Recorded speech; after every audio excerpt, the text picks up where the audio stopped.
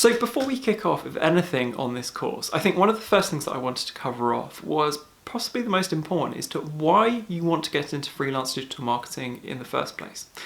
There are all sorts of different people with all sorts of different reasons as to why they want to pursue a freelance lifestyle. And there's no wrong answers in anyone wanting to do that. But because you have lots of different reasons out there, you need to be very clear in your intentions as to why you want to pursue this. Just because a friend is, or because someone said it might be right for them, doesn't necessarily mean it is right for you. There are lots of different advantages, and if I'm honest, disadvantages to being a freelance digital marketer. And from that, it is really important that you establish some of the reasons as to why you were going into freelance digital marketing. For me, personally, it was more of a lifestyle thing. There was the potential to earn more money than I was in my current job.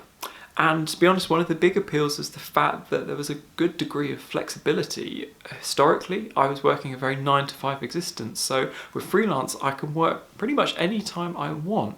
And on top of that, it was also the opportunities that presented itself. That meant in terms of working with a lot of different interesting clients from all different parts of the world and working across all sorts of different industries, which again, I didn't really have previously. That for me sort of lines up as to why I wanted to go freelance, because it offered more of an interest in life, as it were. Now, for you, that might be completely different. You might not care about the flexibility. It might be the fact that you just want to earn a bit of extra money on the side. It might be that you want to go into freelance thinking that this is going to be your first footsteps onto setting up a successful digital marketing agency. Or it might just be the fact that freelancing gives you the options to travel completely around the world. With any of those reasons, have a think about which ones might be the most appealing for you, and literally make a note of them, write them down. It doesn't necessarily need to be just one, it doesn't necessarily need to be more than one. It's whatever that works for you, that you feel is the most appealing reasons as to what you kind of want to get out of freelancing and what you want to get out of freelance digital marketing in particular.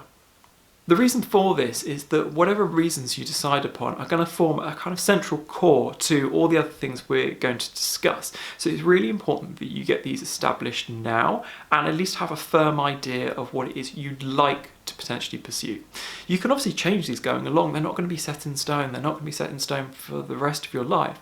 But it's really important that whatever it is you are aiming towards, whether it is to be running a huge agency or to be location independent, having these established now means that you can start orientating everything else that you are doing around that with regards to your marketing and your business and how you structure the business to essentially being able to achieve those objectives. So before you do anything else, have a think and get those potential reasons written down as to why you want to go into freelance digital marketing.